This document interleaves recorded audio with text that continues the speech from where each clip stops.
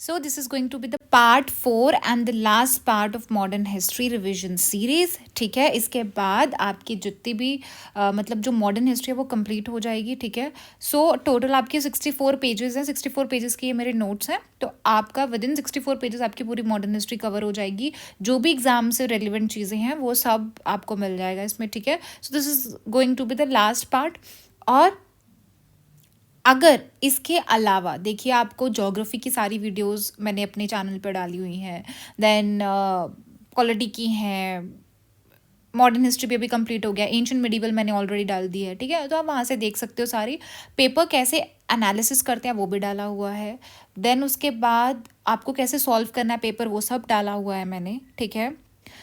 फिर भी अगर आपको कोई भी डाउट है, कोई भी प्रॉब्लम है related to studies, related to exam से अलावा कोई परेशानी आ रही है आपको, ठीक है, you can ask me any question. ठीक है. कोई भी क्वेश्चन आपको फील होता है that you are facing XYZ problem, you can message me on Telegram. ठीक है. और you can also comment in the comment box. Right. So आज हम पढ़ेंगे क्या? Today will study the most important part of modern history, that is constitutional, administrative and judicial development. ठीक है. इससे बहुत बार क्वेश्चन आता है आपको. सो पहले हम देखेंगे कौन कौन सी कॉन्स्टिट्यूशनल डेवलपमेंट है. ठीक है. कौन कौन सी कॉन्स्टिट्यूशनल डेवलपमेंट है, सारे के सारे एक्ट्स देखेंगे हम, काउंसिल एक्ट्स देखेंगे. ठीक है. आफ्टर दैट हम देखेंगे कि काउंसिल एक्ट्स देख लिया. देन हमारे पास आता है एवोल्यूशन ऑफ सिविल सर्विसेज, कि सिविल सर्विसेज कैसे इवॉल्व हुआ था ब्रिटिश इंडिया में. देन उसके बाद पुलिस सिस्टम कैसे इवॉल्व हुआ. Then military under British. Then judiciary. ठीक है. कौन कौन से इंपॉर्टेंट चीज़ें हैं जो एग्जाम में आती हैं. ठीक है. And development of India, India press कैसे डेवलप हुआ, क्या क्या रिस्ट्रिक्शंस थी, कौन कौन से एक्ट आए. And in the last will study development of education. ठीक है. कि एजुकेशन आपका कैसे डेवलप होता है. ओके. चलिए. So first we have is constitutional, administrative and judicial. तो पहले हम देखते हैं कॉन्स्टिट्यूशनल डेवलपमेंट कैसे हुआ. ठीक है. तो 1773 से क्या हुआ था, रेगुलेटिंग एक्ट आना स्टार्ट हो गया था.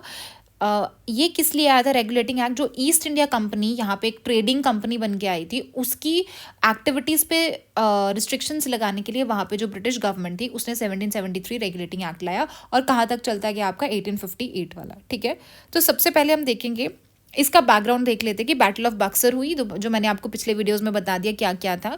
दीवानी राइट्स मिली किस किस की? बिहार, बंगाल एंड ओडिशा की मिली. 1765 में जो ट्रीटी ऑफ इलाहाबाद हुई थी उसमें मिली.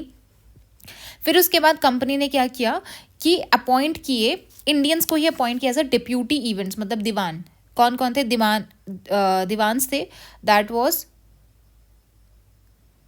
मोहम्मद रजा खान थे बंगाल के लिए, राजा शीतब राय थे बिहार के लिए. इंपॉर्टेंट फैक्ट है. देन उसके बाद आता है डुअल गवर्नमेंट आती है 1765 से 1772 में. उसके बाद ये खत्म हो जाती है. ठीक है. अब आता है 1773 से, जो मेन हमारा पार्ट है वो 1773 से ही स्टार्ट होता है. इसमें क्या होता है, अब सेंट्रलाइजेशन होना स्टार्ट हो जाता है. सेंट्रलाइजेशन मतलब कि पावर अभी कंसोलिडेट होके सेंटर के पास आना स्टार्ट हो गया. तो ये जो स्टेप था वो था सेंट्रलाइजेशन. धीरे धीरे धीरे धीरे धीरे फिर डिसेंट्रलाइजेशन स्टार्ट हुआ. ठीक है. तो इन्होंने कोर्ट ऑफ डायरेक्टर्स बनाए. किन्होंने रेगुलेशन करने के लिए इन्होंने कोर्ट ऑफ डायरेक्टर्स बनाए.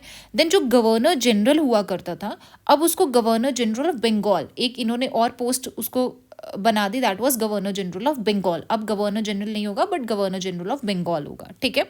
देन उसने क्या किया, गवर्नर जनरल की अपनी काउंसिल होगी और पहला सुप्रीम कोर्ट भी बनाया गया. ठीक है. चलिए. अब आता है पिट्स इंडिया एक्ट. आता है पिट्स इंडिया एक्ट में पहली बार ब्रिटिश पोजेशंस की बात करी गई कि ये ब्रिटिशर्स पोजेस करते हैं. ठीक है. ये चीज़ें ब्रिटिशर्स की है. सो ब्रिटिश जो पोजेशन वर्ड था वो पहली बार पिट्स इंडिया एक्ट में लाया गया. देन बोर्ड ऑफ डायरेक्टर्स बनाए गए. अब इनका जो ये कोर्ट ऑफ डायरेक्टर्स थे, इनको सिर्फ कमर्शियल फंक्शन दे दिया कि तुम्हारा कमर्शियल फंक्शन है, और पॉलिटिकल फंक्शन के लिए बोर्ड ऑफ डायरेक्टर्स बनाए गए. Then there was a dual system of control. ठीक है. दो डुअल सिस्टम था. एंड और क्या था, अब क्या कर दिया, देखिए पहले क्या होता था, बॉम्बे अलग, मद्रास अलग. ठीक है. अब इन्होंने क्या कर दिया, जो बॉम्बे और मद्रास की पावर्स भी थी, ठीक है, वो किसको दे दी? बंगाल के गवर्नर जनरल को दे दी. सो इसीलिए बॉम्बे और मद्रास सबऑर्डिनेट बन रहा. तो ये क्या हो रहा है, सेंट्रलाइजेशन हो रहा था. अब क्या होता है, अब आते हैं हमारे पास चार्टर एक्ट. चार्टर एक्ट किस लिए थे? चार्टर एक्ट क्या होते थे, हर 20 साल में वो क्या करते, रिन्यू करते थे। इसमें क्या किया जाता था, जो ईस्ट इंडिया कंपनी थी उनको एक मोनोपोली दी जाती थी, ठीक है, कि आपके पास राइट है, ट्रेड कर सकते हो, तो हर 20 साल में रिन्यू होती थी। अब इन्होंने क्या किया, 1793 में हुआ क्या, क्या बोला 1793 में, 1793 ने ये चीज़ बोला कि जब भी गवर्नर जनरल अपॉइंट होगा, ठीक है, कुछ गवर्नर जनरल, उसने क्या बोला कि जब भी आपको गवर्नर जनरल अपॉइंट करना है तो उसके लिए रॉयल अप्रूवल लगेगा, ठीक है, और अगर कमांडर इन चीफ भी आपको अपॉइंट करना है तो उसके लिए आपको रॉयल अप्रूवल मिलेगा, ठीक है। दूसरे उसने बोला था कि जो सीनियर ऑफिशियल्स हैं वो इंडिया नहीं छोड़ सकते विदाउट परमिशन, जब तक परमिशन नहीं मिलेगी। सो ये चार्टर एक्ट में होता क्या था कि कुछ रिस्ट्रिक्शंस लगाई जाती थी कि आपको इसके अंडर रह के ही ट्रेड करना है, ठीक है। देन क्या हुआ, company empower to give licences, अब कंपनी के पास लाइसेंसेस है, वो पावर है कि वो लाइसेंस दे सकती है इंडिविजुअल को एज वेल एज कंपनी के एम्प्लॉयज़ को, ठीक है। देन रेवेन्यू एडमिनिस्ट्रेशन की बात करें, अब क्या किया इन्होंने, सेपरेट कर दिया जुडिशरी फंक्शन से। पहले खुद ही जुडिशरी कर रहे हैं, खुद ही एडमिनिस्ट्रेटिव पावर्स उनके हाथ में, अब उन्होंने उसको सेपरेट कर दिया, जिसकी वजह से जो माल अदालत से वो डिसअपियर हो जाएंगी, ठीक है। अब आता है charter act 1830, very very important act है। इसमें क्या किया था, ट्रेड मोनोपोली दे दी कि तुम्हारे पास ट्रेड मोनोपोली है, तुम ही ट्रेड करोगे, ईस्ट इंडिया कंपनी को बोलेगा तुम ही ट्रेड करोगे, बट तुम चाइना और टी में ट्रेड नहीं कर सकते, एक्सेप्ट, ठीक है, एक्सेप्ट चाइना एंड टी में, इसमें मोनोपोली नहीं है, मतलब कर सकते हो बट मोनोपोली नहीं है। देन क्रिश्चियन मिशनरीज आई, ठीक है, लिसाजे फेयर। अब लेसे फेयर का मतलब क्या था कि जिसमें गवर्नमेंट का कम इन्वॉल्वमेंट है, ठीक है, तो अभी गवर्नमेंट का कम इन्वॉल्वमेंट होना स्टार्ट हुआ। 1 लाख रुपी इन्होंने बोला कि हम सैंक्शन करेंगे फॉर लिटरेचर एंड लर्निंग, जो कि सिर्फ सैंक्शन ही हुआ, दिया नहीं। Constitutional position of British territories in India defined explicitly, अब इन्होंने ब्रिटिश टेरिटरीज जो भी थी इंडिया में, इन्हें एक्सप्लिसिटली डिफाइन कर दिया अभी कि यार ये इतना इतना इतना इतना जो है वो ब्रिटिश टेरिटरीज है। Then is separate account for commercial, अब क्या हुआ कि जो कमर्शियल ट्रांजेक्शन्स हैं और जो रेवेन्यू आ रहा है उसको अलग अलग कर दिया। 1833 में इंपॉर्टेंट क्या है, governor general of Bengal is equal to governor general of India. अब पहले क्या था, गवर्नर जनरल था, फिर गवर्नर जनरल ऑफ बंगाल बनाया, और 33 में क्या कर दिया इन्होंने, गवर्नर जनरल ऑफ इंडिया उसको डिक्लेयर कर दिया। डिसेंट्रलाइजेशन तो हो ही रहा था, इसीलिए जो लेजिस्लेटिव पावर्स थी मद्रास और बॉम्बे की, वो भी किसको दे दी, गवर्नर जनरल ऑफ इंडिया को दे दी। पहले सबऑर्डिनेट बनाया, फिर लेजिस्लेटिव पावर्स भी दे दी उनको, गवर्नर जनरल ऑफ इंडिया को। लॉज को एक्ट बोलना स्टार्ट कर दिया। ईस्ट इंडिया कंपनी जो थी अब उसको प्योरली एडमिनिस्ट्रेटिव बॉडी कर दी। अटेम्प्ट किया गया कि सिविल सर्विसेज होने चाहिए। Then wholesale Europe and colonisation, अब colonisation in India, employment not denied on caste and religion, उन्होंने एक और चीज़ बोला दैट एम्प्लॉयमेंट हम डिनाई नहीं करेंगे ऑन कास्ट एंड रिलीजन पे, एंड लॉ मेंबर भी होगा, ठीक है। इसका मतलब है क्या, होलसेल यूरोप कॉलोनाइजेशन का मतलब है क्या, इसका मतलब ये है कि जो भी ब्रिटिशर्स थे उनका जो इमिग्रेशन होता था, मतलब लाइक इंडिया में आते थे वो इमिग्रेशन होता था, उस पे जब यहाँ पे वो रहने आते थे उन पे अगर कोई रिस्ट्रिक्शन है वो सारी की सारी रिस्ट्रिक्शंस उन्होंने हटा दी कि वो यहाँ आ सकते हैं, लैंड एक्वायर कर सकते हैं, यहाँ पे सेटल भी हो सकते हैं। That was wholesale Europe colonisation होना स्टार्ट हो गया इंडिया में, ठीक है। देन हमारे पास आता है चार्टर एक्ट 1853। इसमें क्या किया गया, लेजिस्लेटिव एंड एग्जीक्यूटिव फंक्शन जो थे गवर्नर जनरल के वो सेपरेट कर दिए। सेपरेट कैसे कि ये लेजिस्लेटिव है, ये एग्जीक्यूटिव फंक्शन है, तो उसको सेपरेट कर दिया उन्होंने। उसने बोला 6 मेंबर्स का एक लेजिस्लेटिव काउंसिल होगा। देन सेपरेट गवर्नर जनरल का एक लेजिस्लेटिव काउंसिल होगा जो अलग होगा उसका, ठीक है। एक मिनी पार्लियामेंट बनाई जाएगी। ओपन कॉम्पिटिशन, कोविनेटेड सिविल सर्विसेज था। देखिए कोविनेटेड सिविल सर्विसेज में ये क्या था कि जो ब्रिटिशर्स होंगे, हायर पोजीशन सिर्फ ब्रिटिशर्स को ही मिलेंगी, ठीक है, वो कोविनेटेड सिविल सर्विसेज में था।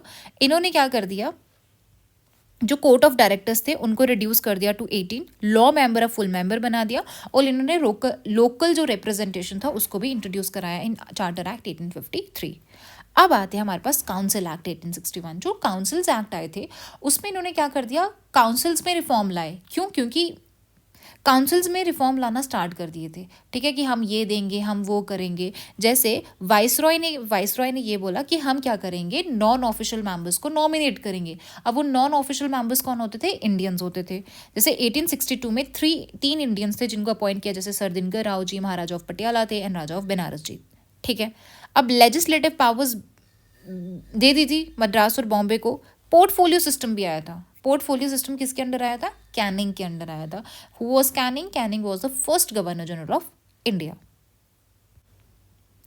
सॉरी वाइसरॉय ऑफ इंडिया, क्योंकि 1858 में जो आपका गवर्नर जनरल ऑफ इंडिया था उसको उन्होंने नाम चेंज करके वाइसरॉय लगा दिया। सो फर्स्ट वाइसरॉय आपका कौन था? लॉर्ड कैनिंग था।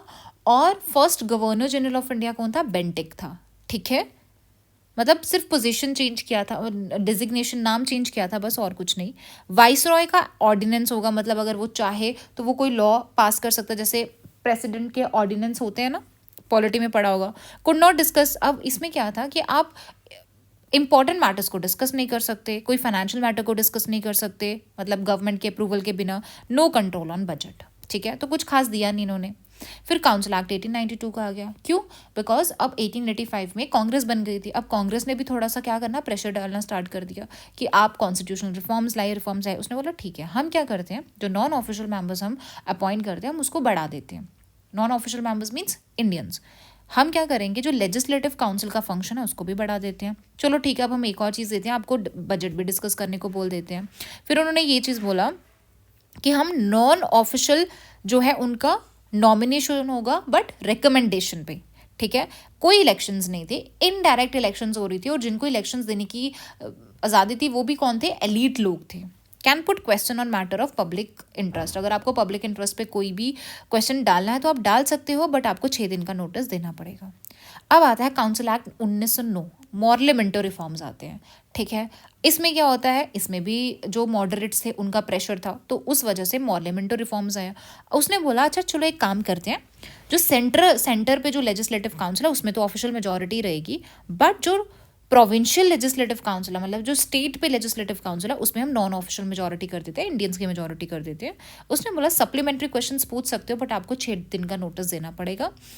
एक और चीज़ है, Indians to associate with viceroy executive council, ठीक है, कि अब इंडियंस भी क्या कर सकते हैं, जो वाइसरॉय की जो एग्जीक्यूटिव काउंसिल है उसमें आ सकते हैं। इसलिए जो पहले इंडियन थे वो कौन थे? सत्येंद्र प्रसाद सिन्हा थे।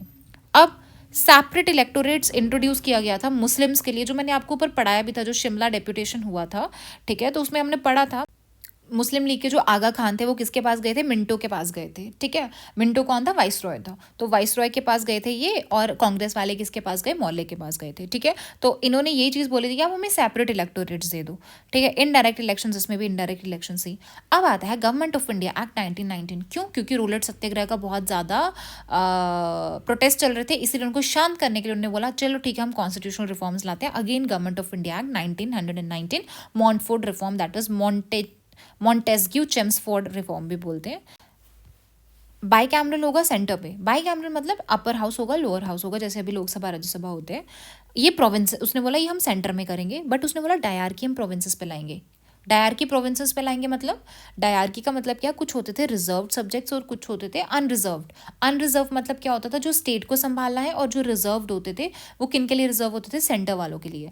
अब इसमें एक प्रॉब्लम क्या था कि जो मेन चीज़ जैसे फाइनेंस हो गया है ना, ये सब चीज़ें इन्होंने क्या कर दिया, पुलिस एक्शंस वगैरह हो गए, ये सब इन्होंने अपने अंडर ले लिया। बट जो हेल्थ केयर है, जिसके लिए पैसा लगता है, पैसा चीज़ें चाहिए, जो काम करने के लिए आपको पैसा चाहिए वो इनको दे दिया। हेल्थ केयर तुम देखो, लोकल गवर्नमेंट तुम देखो, बट वो देखी कैसे? फाइनेंस तो तुमने अपने हाथ में ले लिया है ना। देन डायरेक्ट इलेक्शंस इन्होंने इंट्रोड्यूस किया। वो डायरेक्ट इलेक्शंस भी किन के लिए था? उन्हीं लोगों के लिए जो एलीट थे। कम्युनल रिप्रेजेंटेशन, उन्होंने बोला हम कम्युनल रिप्रेजेंटेशन देंगे, किसको? सिख को भी देंगे, क्योंकि 1909 में इन्होंने किसको दिया सेपरेट इलेक्टोरेट? सिर्फ मुस्लिम्स को। अब बोले सिख, क्रिश्चियन, एंग्लो इंडियंस को भी देंगे। पहली बार प्रोविंशियल और सेंट्रल बजट को थोड़ा अलग किया गया। हाई कमिश्नर था इंडिया का, central and provincial governments jurisdiction define. अब क्या किया उन्होंने कि सेंटर का जूरिस्डिक्शन ये है और प्रोविंसेस का जूरिस्डिक्शन है, उसको डिफाइन कर दिया। और प्रोविंशियल लेजिस्लेचर में सिर्फ एक ही हाउस होगा, ठीक है। बाइकैमरल नहीं लाया, प्रोविंसेस पे उन्होंने बाइकैमरल नहीं लाया, बट डायरकी लाई। डायरकी भी अपने फायदे के लिए लाई उन्होंने, है ना। अब आता है गवर्नमेंट ऑफ इंडिया 1935। ये हुआ जब आपका थर्ड राउंड टेबल कॉन्फ्रेंस खत्म हो गया था। उन्होंने बोला कि हम फेडरल एग्जीक्यूटिव में डायरकी लाते हैं अब, ठीक है। फेडरल उस पर लाते हैं, सेंटर पे लाते हैं, बट हम प्रोविंसेस में इसको क्या कर देंगे, ख़त्म कर देंगे। जॉइंट सिटिंग होगी, ठीक है। 3 सब्जेक्ट्स होंगे, 3 सब्जेक्ट आप वही, ठीक है।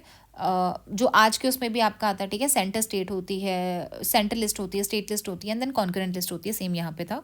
अब उन्होंने बोला जो बाई कैमरलिज्म है, मतलब जो अपर हाउस लोअर हाउस है, वो मद्रास, असम, यूपी में बाकी प्रोविंसेस पे भी एक्सटेंड करेंगे। फ्रेंचाइजी कितनी दी गई? 10% लोगों को ही दी गई। फेडरल कोर्ट, ओरिजिनल और एपलेट जूरिस्डिक्शन दोनों होंगी फेडरल कोर्ट के पास। And Indian Council of Secretary of State. अब इन्होंने क्या चीज़ बोला था? इन्होंने ये बोला था कि जो भी जो सेक्रेटरी स्टेट की पोजीशन है वो भी अबॉलिश होनी चाहिए, तो इसलिए इन्होंने 1935 में ये भी अबॉलिश कर दिया। कम्युनल इलेक्टोरेट्स आता है, मतलब डिप्रेस्ड और वुमेन्स को, ठीक है, डिप्रेस्ड वुमेन को नहीं, डिप्रेस्ड एंड वुमेन, ओके। तो इन्होंने उनको कम्युनल इलेक्टोरेट दिया, बट बाद में क्या हो गया, आपका पूना पैक्ट आ गया था, ठीक है, जिसकी वजह से कम्युनल इलेक्टोरेट्स नहीं दिए गए। ओके, चलिए next we have is evolution of civil services. अब सिविल सर्विसेज कैसे इवॉल्व हुई, ठीक है, तो फादर ऑफ सिविल सर्विसेज जो भी आप बोल सकते हो वो थे कॉर्नवालिस, जिसने स्टार्ट कराया था, ठीक है, पहली बार थे जिसने एग्जिस्टेंस में लाया ताकि करप्शन को चेक किया जा सके। किसने? Cornwallis. Important, C for Cornwallis, C for civil services, याद रखना। देन थे हमारे वेलेस्ली थे, जिसने क्या किया, फोर्ट विलियम कॉलेज को स्टार्ट कराया था for recruitment, and disapprove by court of directors ने डिसअप्रूव किया। ये आप देख लेना, इतना इंपॉर्टेंट नहीं है, ये मैंने आपको ऊपर ही बताया कि ओपन कंपटीशन किए गए 1853 में। Then Indian civil services act लाया गया 1861 में। बहुत सर्टेन ऑफिसेज जो थे वो रिजर्व किए गए थे कॉवेनेंट सिविल सर्वेंट्स, मतलब ब्रिटिशर्स जो होते थे, हाई रैंक जो होते थे, वो ब्रिटिशर्स के लिए ही क्या किए जाते थे, रिजर्व किए जाते थे। एग्जाम कहाँ पे होता था? इंग्लैंड में होता था, और इंग्लिश मीडियम में होता था, ठीक है, और क्लासिकल लर्निंग होनी चाहिए आपको ग्रीक और लैटिन की। एज धीरे धीरे ग्रेजुअली इन्होंने रिड्यूस भी किया, जैसे 23 से 22 किया, है ना, 23 थी 1859 में, फिर 22 में 1860 कर दी, एंड 21 कर दी इन्होंने 21 ईयर कर दी 1866 में, और 19 कर दी इन्होंने 1878 में। अब जो पहले आपके क्वालिफाई करने वाले थे इंडियन सिविल सर्विसेज, वो कौन थे? सत्येंद्र नाथ टैगोर, 1863 में, इंपॉर्टेंट, याद रखना। Next we have is statutory civil service. इसमें क्या था? ये लिटन ने इंट्रोड्यूस किया था, इंपॉर्टेंट है। कब किया था? 78-79, दिस इज इंपॉर्टेंट। इसने ये चीज़ बोला कि जो भी 1/6 कोविनेटेड पोस्ट हैं वो आप क्या करो, इंडियंस के लिए छोड़ दो, बट वो इंडियंस के लिए जो उन्होंने छोड़ा वो भी हाई फैमिलीज के लिए ही छोड़ा था, ठीक है, nominated by local government, approve by the secretary state of and voice Roy, ठीक है। अब हमारे पास आते हैं, अब कांग्रेस ने डिमांड किया। अब कांग्रेस क्या डिमांड करता है? कांग्रेस ने ये डिमांड किया कि आप क्या करिए, एज को कम करिए, पहली बात तो। दूसरा, अगर आप ब्रिटेन में एग्ज़ाम कंडक्ट करा रहे हैं तो इंडिया में भी साइमल्टेनियसली एग्ज़ाम कंडक्ट कराएंगे, बिकॉज लोगों के लिए ईजी नहीं है ना इंग्लैंड जाके एग्ज़ाम देना। दूसरा, अब एचसन कमेटी आई, दिस इज इंपॉर्टेंट कमेटी।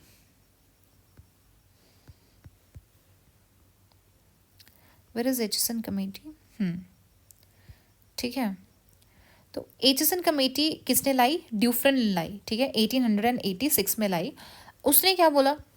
उसने ये बोला, पहली बात तो हम क्या करेंगे, जो ये कोविनेटेड टर्म है और अनकोविनेटेड टर्म है उसको तो पहले हटा दो तुम, ठीक है। दूसरा, क्लासिफाई किया उन्होंने सिविल सर्विसेज को कि जैसे IPS IAS ये सब चीज़ें। फिर इन्होंने रेज किया एज लिमिट टू 23, और 23 साल 23 साल कर दिया उन्होंने, ठीक है, बढ़ा दिया। अब आते हैं मॉनफोर्ड रिफॉर्म्स, जो अभी हमने ऊपर देखे। उसमें क्या किया गया था? मॉनफोर्ड रिफॉर्म्स में क्या लाया गया? उन्होंने बोला कि साइमल्टेनियस एग्जामिनेशन होना चाहिए इंडिया इंग्लैंड में। 1/3 रिक्रूटमेंट जो होगा वो इंडिया से ही होगा, और हर साल क्या होगा, 1.5% से बढ़ता जाएगा। देन आता है ली कमीशन। ली कमीशन आपको पूछता है कि कौन सा सिविल सर्विसेज से, कहाँ से, क्या है। So Secretary of State should continue to recruit the ICS होना चाहिए, इरिगेशन ब्रांच भी होनी चाहिए, इंडियन फॉरेस्ट सर्विस होना चाहिए। रिक्रूटमेंट जो है ट्रांसफर सब्जेक्ट बना दो, मेड बाय प्रोविंशियल, कि जो भी रिक्रूटमेंट होगा वो कौन देखेगा? प्रोविंसेस देखेंगे, ट्रांसफर सब्जेक्ट कर दो। And direct recruitment to ICS on basis of 50-50 parity between. अब उन्होंने ये चीज़ बोला कि जो आप डायरेक्ट रिक्रूटमेंट कर रहे हो, मतलब इंडियन सिविल सर्विसेज में जो भी लोग आ रहे हैं, आपको आने वाले 15 सालों में 50-50% कर दो कि 50% ब्रिटिशर्स एंड 50% इंडियंस हों। पब्लिक सर्विस कमीशन भी इमीडिएटली इस्टेब्लिश होनी चाहिए, ठीक है। अब गवर्नमेंट ऑफ इंडिया 1935 ने क्या किया कि फेडरल पब्लिक सर्विस कमीशन होना चाहिए और एक प्रोविंशियल, जैसे आज के इसमें UPSC एंड PCS होता है ना आपका, तो वैसे ही उसने बोला पब्लिक सर्विस। अब आता है पुलिस सिस्टम। पुलिस सिस्टम में क्या था, क्या क्या चेंजेस आए? पहले होते थे जमींदार, जमींदार ही सारा कुछ देख रहे हैं, ठीक है। तो वही स्टाफ देख रहे थे, ठीक है, और थानेदार होते थे criminals and crimes and criminals के लिए। बाद में क्या हुआ, इंस्टीट्यूशन ऑफ फौजदार एंड अमील्स 1770 में जो फौजदार थे या अमील्स थे उनको अबॉलिश कर दिया। 1774 में इन्हीं को अमील्स वगैरह जो देखते थे उनको रिस्टोर कर दिया। किसने किया, हेस्टिंग ने किया। किसने किया, हेस्टिंग्स, राइट। अब क्या हुआ,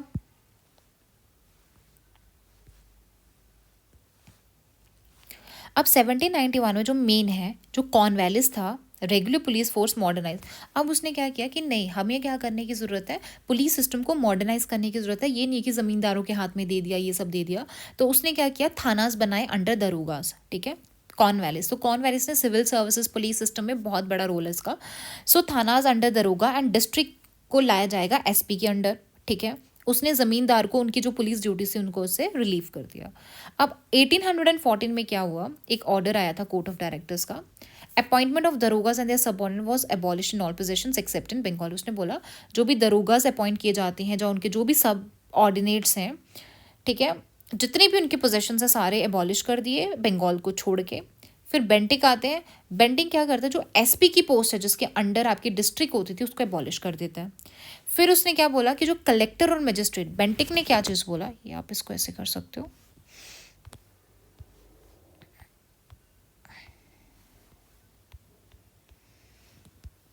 बेंटिक क्या बोलता है, वो बोलता है कि मैं एसपी नहीं रखूंगा डायरेक्ट, मतलब डिस्ट्रिक्ट का जो होगा वो एसपी नहीं होगा।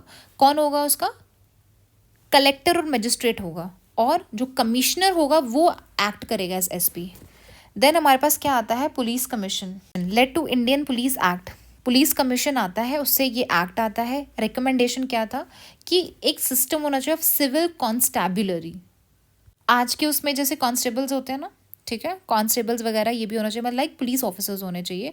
आईजी होना चाहिए जो कि प्रोविंस का हेड हो, डिप्यूटी आईजी होना चाहिए जो रेंज का हेड हो, और एसपी होना चाहिए जो डिस्ट्रिक्ट का हेड हो, ठीक है। फिर 1902 में पुलिस कमीशन ने रिकमेंडेशन दिया, उसने बोला सीआईडी होना चाहिए प्रोविंसेस में, सेंट्रल इंटेलिजेंस ब्यूरो होना चाहिए एट द सेंटर पे। प्रोविंसेस में सीआईडी होना चाहिए और सेंटर पे आपका इंटेलिजेंस ब्यूरो होना चाहिए। अब बात करते हैं मिलिट्री की। मिलिट्री कैसी थी, पहले दो सेट्स में मिलिट्री होती थी बिफोर 1857। एक तो क्वीन की आर्मी होती थी जो ट्रूप्स को सर्व करती थी, और एक होते थे कंपनी के ट्रूप्स होते थे जो यूरोपियन रेजिमेंट्स में होते थे और नेटिव रेजिमेंट के, ठीक है, दोनों के होते थे। अब आती है कमेटीज। एक सैंडहर्स्ट कमेटी थी, उसने क्या बोला कि 1952 तक जो इंडियन आर्मी है वो 50% इंडियनाइज होनी चाहिए, कि उसमें 50% इंडियंस होने चाहिए। ओके, देन आता है चार्ल्स वुड। चार्ल्स वुड ने ये वो दिया था स्टेटमेंट, उतना इंपॉर्टेंट नहीं है। अब चलते हैं जुडिशरी पे। Judiciary is very very very important, ठीक है। पहला आता है वारन हेस्टिंग्स। वारन हेस्टिंग ने क्या किया है, वारन हेस्टिंग ने क्या लिया, डिस्ट्रिक्ट दीवानी अदालत बनवाई। क्या बनवाई, डिस्ट्रिक्ट दीवानी अदालत बनवाई, जो क्या करेगा, सिविल डिस्प्यूट्स देखेगा, वो भी कलेक्टर के अंडर। तो याद रखना, कलेक्टर से डिस्ट्रिक्ट याद रखोगे, क्या करते थे वो, सिविल डिस्प्यूट्स देखते थे, पूछता है वो सिविल की क्रिमिनल्स। फिर इसकी जो अपील जाएगी वो किसके पास जाएगी, सदर दीवानी के पास जाएगी, ठीक है। सदर से सरदार है उसका, तो उसके पास जाएगी, प्रेसिडेंट के अंडर होती थी, और 2 मेंबर्स होते थे सुप्रीम काउंसिल के। अब फिर उसने क्या किया, डिस्ट्रिक्ट फौजदारी अदालत। सो जो डिस्ट्रिक्ट दीवानी अदालत थी वो थी सिविल के लिए, जो डिस्ट्रिक्ट फौजदारी थी वो क्रिमिनल। देखिए फौज से फौजी याद रखना, क्रिमिनल्स को देखेंगे। क्रिमिनल डिस्प्यूट इंडियन ऑफिसर्स होते थे, असिस्ट कौन करता था, काजी और मुफ्ती होते थे। ये capital punishment and acquisition of property. But अगर आपको कैपिटल पनिशमेंट देनी है या फिर जो भी प्रॉपर्टी से रिलेटेड कोई बात है, तो वो कौन देखेगा, सरदार निजामत अदालत। इम्पोर्टेंट, ठीक है। अब आता है कॉर्नवालिस ने क्या किया, कॉर्नवालिस ने जो फौजदारी अदालत थी उनको एबॉलिश कर दिया। फौजदारी कौन थी, जो क्रिमिनल केसेस देखती थी, ठीक है। उसने उसकी जगह क्या किया, सर्किट कोर्ट्स को एस्टैब्लिश किया ढाका में, मुर्शिदाबाद और पटना में, और इसके पास आप अपील लेके जा सकते थे, सिविल क्रिमिनल दोनों की। नेक्स्ट इज वी हैव निजामत अदालत थे। निजामत अदालत को उन्होंने शिफ्ट कर दिया कैलकाटा में, गवर्नर जनरल के अंदर आ गई। फिर डिस्ट्रिक्ट दीवानी अदालत थी, ठीक है। और जो कलेक्टर था उसको क्या दे दिया, सिर्फ रेवेन्यू एडमिनिस्ट्रेशन दे दिया कि अब रेवेन्यू वाला डिपार्टमेंट आप देखोगे। देन इन्होंने सिविल कोर्ट्स को ग्रेड किया, म्यूनसिफ कोर्ट आई, म्यूनसिफ कोर्ट जो थी वो इंडियन ऑफिसर्स के अंडर आई। फिर रजिस्ट्रार कोर्ट थी वो यूरोपियन जज, तो दिस इज इंपॉर्टेंट, पूछता है कि म्यूनसिफ कोर्ट किसके अंडर थी और रजिस्ट्रार कोर्ट किनके अंडर थी, ठीक है। डिस्ट्रिक्ट कोर्ट डिस्ट्रिक्ट जज के अंडर होगी। और अगर आपका जो केस है वो 5,000 पाउंड से ज़्यादा है, या 5,000 पाउंड है या 5,000 पाउंड से ज़्यादा, तो आप अपील कर सकते हो किंग एंड काउंसिल, जो किंग है उसको कर सकते हो। अब कॉर्नवालिस का एक कोड आया, उसने ये चीज़ बोला कि हमें जस्टिस और रेवेन्यू को अलग करना पड़ेगा, ठीक है। इवन जो यूरोपियन सब्जेक्ट्स हैं उनको भी जुरिस्डिक्शन में लाना पड़ेगा, और जो गवर्नमेंट के ऑफिशियल्स हैं वो कोर्ट को आंसरेबल होंगे अपने एक्शंस के लिए, ठीक है। चलिए अब आता है बेंटिक। बेंटिक कौन थे, first governor general of India. इन्होंने क्या किया, कोर्ट सर्किट कोर्ट्स को एबॉलिश कर दिया, ठीक है। जो कॉर्नवालिस ने लाई इसने एबॉलिश कर दिया। सरदार दीवानी निजामत अदालत थी इलाहाबाद में, ठीक है। इंग्लिश को रिप्लेस कर दिया पर्शियन इन सुप्रीम कोर्ट, सुप्रीम कोर्ट में अब इंग्लिश नहीं यूज़ होगी, पर्शियन यूज़ होगी। 1833 में लॉ कमीशन बैठाया गया अंडर मैकले, इंपॉर्टेंट, ये बहुत इंपॉर्टेंट फैक्ट्स हैं, ठीक है। अब आता है एक और इम्पॉर्टेंट चीज़ है, that is Ilbert bill controversy. Ilbert bill में क्या किया गया था, इसमें ये चीज़ बोला गया था कि जो इंडियन जजेस होंगे या मजिस्ट्रेट होंगे वो भी ब्रिटिश सब्जेक्ट्स को ट्राई कर सकते हैं। मतलब अगर जो ब्रिटिशर्स हैं अगर उन्होंने कोई क्राइम किया है तो उनको जस्टिस देने के जस्टिस मतलब एक जस्टिस देने के लिए सिस्टम को, है ना, वो ब्रिटिश ऑफिसर्स या ब्रिटिशर्स को भी ट्राई कर सकते हैं, ठीक है, उनका जजमेंट दे सकते हैं। अब इससे क्या हो गया, जो ब्रिटिशर्स थे उनकी तो अंदर जो उनकी सुपीरियॉरिटी थी उसको तो चैलेंज कर दिया कि हमें कैसे एक इंडियन जज कर सकता है ना। सो इसीलिए ये पहली बात आपको पता होना चाहिए इंट्रोड्यूस किसके द्वारा हुआ था, किसके टाइम पे, 1883 में लॉर्ड रिपन के टाइम पे हुआ था। उस टाइम पे Lord Ripon was the viceroy of India. Opposition हो गया बिकॉज उनकी superior racial superiority, economic concern थी, पब्लिक आउटरेज था, fear of losing British authority कि हम तो अथॉरिटी लूज कर देंगे अगर इनको इतनी पावर दे दी तो, ठीक है। अब आते हैं फैक्ट्रीज में कौन कौन से लॉज लाए गए थे वर्कर्स के कंडीशंस को इम्प्रूव करने के लिए। इंडियन जो फैक्ट्री एक्ट दो थे, एक तो 81 का था, एक 91 का था, तो 10-10 साल का याद रख लेना। इसमें क्या था, it dealt primarily with child labour, ये चाइल्ड लेबर के साथ डील करता था, 7 से 12 साल के बच्चे। इन्होंने बोला कि अगर 7 साल से छोटा बच्चा है तो उसका तो बिल्कुल ही प्रोहिबिशन है, आप एम्प्लॉयमेंट नहीं कर सकते। वर्किंग आवर्स को इन्होंने 9 घंटे रख दिया बच्चों के लिए, 4 हॉलीडेज दिए जाएंगे बच्चों को मंथ में, और जो भी हजार्डस मशीनरीज हैं वो प्रॉपरली फेंस ऑफ किया जाए। तो अगर ऑल इन ऑल देखो तो 1881 जो है वो बच्चों से कंसर्न था, ठीक है। 7 से 12 साल के बच्चों के बीच को, 7 से 12 साल का बच्चा अगर काम कर रहा है तो उसके लिए क्या क्या प्रोविजंस होगी, और 7 साल से छोटा होगा तो उसको प्रोहिबिशन दे दिया पूरा का पूरा। अब 1891 जो था वो जनरली विमेन के लिए था कि इंक्रीज कर दिया मिनिमम एज को 7 to 9 years and maximum from 12 to 14 years, ठीक है। कि पहले तो 7 साल था कि 7 साल का बच्चा काम कर सकता है, उन्होंने बोला 7 नहीं 9 साल का बच्चा काम कर सकता है, एंड मैक्सिमम 12 to 14 साल। रिड्यूस कर दिया maximum working hours to 7 hours a day, अब 7 घंटा काम करोगे। विमेन के लिए इन्होंने बोला कि 11 घंटे काम करोगे और 1.5 घंटे का तुम्हें इंटरवल मिलेगा, वीकली हॉलीडेज होंगी, ठीक है। अब ये थोड़ा नोट्स हैं, ठीक है, ये अलग से है। ये सी सो क्वीन जो था उसने अडॉप्ट किया title Kesari Hind. First cotton textile Bombay में थी, फर्स्ट जूट मिल बंगाल में थी, ये देख लेना। Now I think only press रह गया है और एजुकेशन रह गया है, ठीक है। तो चलिए प्रेस देखते हैं। सो जेम्स ऑगस्टस हिकी था जिसने पहला न्यूज़पेपर किया था, दैट वाज बंगाल गैजेट था, ठीक है। पहला न्यूज़पेपर था, ये बैन कर दिया गया 1872 में। देन आता है सेंसरशिप ऑफ प्रेस एक्ट, मतलब सेंसर कर देगा ये लॉर्ड वेलेस्ली ने, वेला बैठा हुआ था, वेलेस्ली से वेला याद रखना, Wellesley, censorship of press act था। इसने क्या कर दिया, वॉर टाइम पे प्रेस रिस्ट्रिक्शंस लगा दी, ठीक है, कि पहले सेंसर होगा उसके बाद न्यूज़पेपर छपेगा। देन लाइसेंसिंग रेगुलेशन, ये जॉन एडम्स के टाइम पे था, ये एक्टिंग गवर्नर जनरल था उस टाइम पे। उसने क्या किया कि आप प्रेस को यूज़ नहीं कर सकते विदाउट लाइसेंस, अगर आपको प्रेस यूज़ करनी है तो आपको लाइसेंस लेना पड़ेगा, अदरवाइज पीनल ऑफेंस हो जाएगा, ठीक है।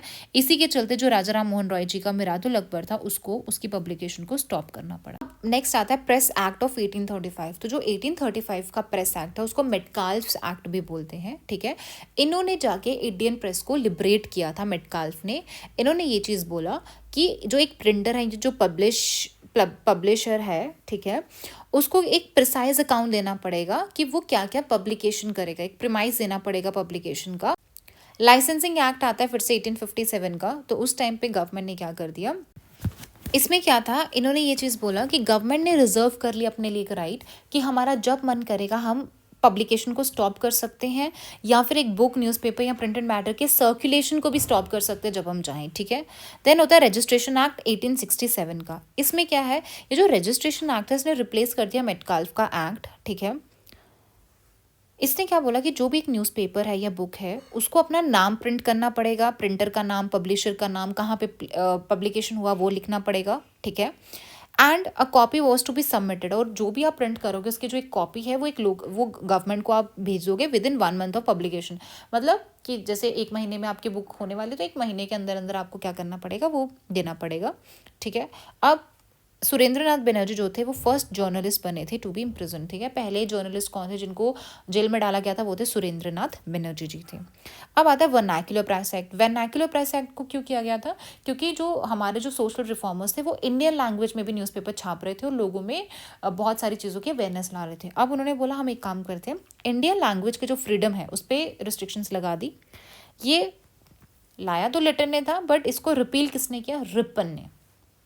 Next is newspaper incitement offences भी। उन्होंने ये चीज़ बोला कि कोई भी ऐसा मटेरियल जो कि मर्डर को इंसाइट कर रहा है या वायलेंस को प्रमोट कर रहा है, वो या कोई ऐसा ऑब्जेक्शनेबल मटेरियल है उसको बंदी कर दिया जाएगा, ठीक है। उसकी प्रेस प्रॉपर्टी को कॉन्फिस्केट कर लिया जाएगा। देन आता है इंडियन प्रेस एक्ट 1910। इसमें क्या किया गया उन्होंने कि लोकल गवर्नमेंट को एम्पावर कर दिया to demand security at registration, ठीक है। अगर आपका रजिस्टर हो जाता है फ्रॉम द प्रिंटर, पब्लिशर से, ठीक है,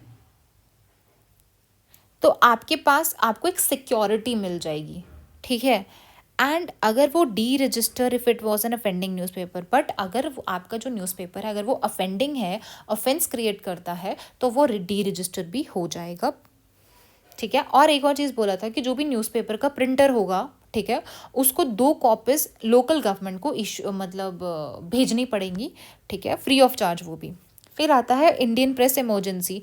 इसमें क्या कर दिया गया था, जो कि सिविल डिसोबीडियंस मूवमेंट चल रहा था, ठीक है, 1930 के अराउंड चल रहा था, तो उसके प्रोपेगेंडे को स्टॉप करने के लिए उन्होंने क्या कर दिया, इमरजेंसी पावर्स लगा दी थी इंडियन प्रेस पे। Okay, so last we have is development of education, की एजुकेशन कैसे कैसे डेवलप हुआ, ठीक है। पहले ना मद्रासाज होते थे, मद्रासाज क्या करते थे, मुस्लिम्स एजुकेशन के। सो वैरन हेस्टिंग ने स्टार्ट किया Calcutta Madrasa in 1781 for study of Muslim laws के लिए था ये। फिर संस्कृत कॉलेज था, संस्कृत कॉलेज को किन का था, बाय जॉनसन डनकन ने स्टार्ट किया। कहाँ पे किया, बनारस में किया। किन के लिए, for Hindu law and philosophy को बढ़ाने के लिए किया। देन फोर्ट विलियम कॉलेज था, ये Richard Wellesley. Now this is very very important. हाँ, एक क्वेश्चन आया भी था जिसमें उसने बोला था कौन सा वेलेस्ली, 2 वेलेस्ली डाले थे, तो रिचर्ड वेलेस्ली था जिसने फोर्ट विलियम कॉलेज को क्या किया था, स्टार्ट कराया था। किसके लिए, सिविल सर्वेंट्स जो थे कंपनी के, उनके ट्रेनिंग के लिए। अब आता है वुड्स डिस्पैच। वुड्स डिस्पैच आया 1854 में, एंड एक कॉम्प्रिहेंसिव प्लान था कि हम कैसे एजुकेशन को स्प्रेड करें इंडिया में, ठीक है। इन्होंने डाउनवर्ड फिल्ट्रेशन थ्योरी को क्या कर दिया, रिजेक्ट कर दिया। देखिए, डाउनवर्ड फिल्ट्रेशन थ्योरी में क्या होता है कि ब्रिटिशर्स क्या करते थे, बहुत सेलेक्टिव लोगों को एजुकेट करते थे, मिडिल क्लास के या फिर हायर क्लासेस के, तो उसको उन्होंने रिजेक्ट कर दिया। उसने बोला एजुकेशन तो सबको स्प्रेड होना चाहिए। देन उन्होंने क्या कर दिया, एक systematise hierarchy lie from vernacular primary schools in village at the bottom, कि बॉटम में क्या होगा, एक प्राइमरी स्कूल दिया जाएगा जिसमें वर्नाक्युलर उन्हीं की लैंग्वेज में उनको पढ़ाया जाएगा बॉटम में।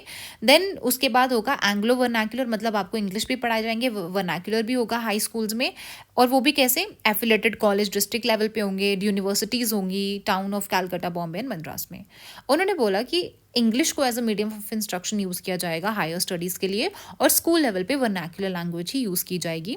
उन्होंने फीमेल और वोकेशनल एजुकेशन पे भी स्ट्रेस दिया, टीचर ट्रेनिंग पे भी स्ट्रेस दिया, सेकुलर एजुकेशन पे स्ट्रेस दिया, and recommended a system of grant. और उन्होंने बोला कि जो प्राइवेट एंटरप्राइजेज है उनको भी क्या करना चाहिए, पैसा वैसा देना चाहिए ताकि एजुकेशन स्प्रेड हो।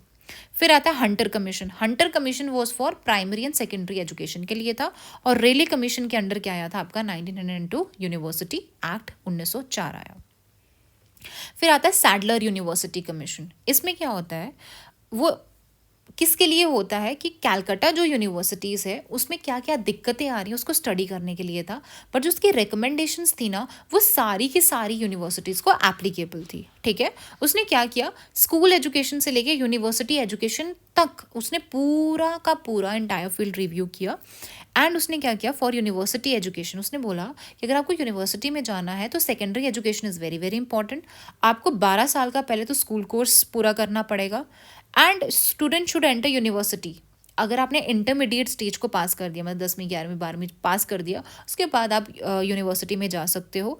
ठीक है, और रिजिडिटी कम होना चाहिए। जब भी आप यूनिवर्सिटी में जो रेगुलेशंस बना रहे हो उसमें थोड़ा रिजिडिटी कम होना चाहिए, फ्लेक्सिबिलिटी होना चाहिए। और ये जो यूनिवर्सिटी है वो एक सेंट्रलाइज की तरह काम करेगी, रेजिडेंशियल टीचिंग भी हो सकेगी और ऑटोनॉमस बॉडी होगी। Female education, again female education को प्रमोट किया गया, टीचर्स ट्रेनिंग को प्रमोट किया गया। देन आती है हार्डॉक कमेटी 1929। ये भी एजुकेशन के लिए था, पर जो हार्डॉक थी इसने प्राइमरी एजुकेशन पे ज़्यादा वर्क किया। इसने बोला सिर्फ जो डिजर्विंग स्टूडेंट्स हैं वही हाई स्कूल या फिर इंटरमीडिएट स्टेज में जाएंगे, एंड जो एवरेज स्टूडेंट है उसको क्या कर दिया जाएगा, वोकेशनल कोर्सेज में दे दिया जाएगा आफ्टर 8th स्टैंडर्ड। फिर आता है सर्जन प्लान। सर्जन प्लान था 1944 का। सर्जन जो था वो एक एजुकेशनल एडवाइसर था गवर्नमेंट का। एंड उन्होंने क्या बोला कि प्री प्राइमरी, अब देखो पहले प्राइमरी सेकेंडरी यूनिवर्सिटी, अब बात आती है सर्जन ने बोला कि हमें प्री प्राइमरी एजुकेशन पे भी काम करना चाहिए, दैट इज़ 3 to 6 ईयर्स में एज ग्रुप का free universal and compulsory elementary education देनी चाहिए 11 से 7 साल के एज ग्रुप में। फिर उन्होंने बोला 3 साल का यूनिवर्सिटी कोर्स होना चाहिए, technical commercial and arts education होना चाहिए, इंटरमीडिएट कोर्स को तो ख़त्म ही कर दो। ठीक है, liquidation of adult literacy in 20 years, 20 साल में हमें एडल्ट को लिटरेट बनाना है। टीचर्स ट्रेनिंग पे हमें फोकस करना है, फिजिकल एजुकेशन देनी for physically and mentally handicapped जो हैं उनके लिए भी हमें फिजिकल एजुकेशन देनी है। और एक विलियम एडम्स की रिपोर्ट आई थी, वो किस पे आई थी, vernacular education in Bengal and Bihar में वर्नाक्युलर एजुकेशन पे। This is also important. So here we end our today's session. Okay, so we are done with our modern history also. And apart from this, if you have any sort of problem, please comment down in the comment section. Any XYZ question that you have in your mind related to study or even apart from your studies, I'll try to address it. So for today, this is it. Thank you. All the very best. Keep working hard. Okay. God bless you all.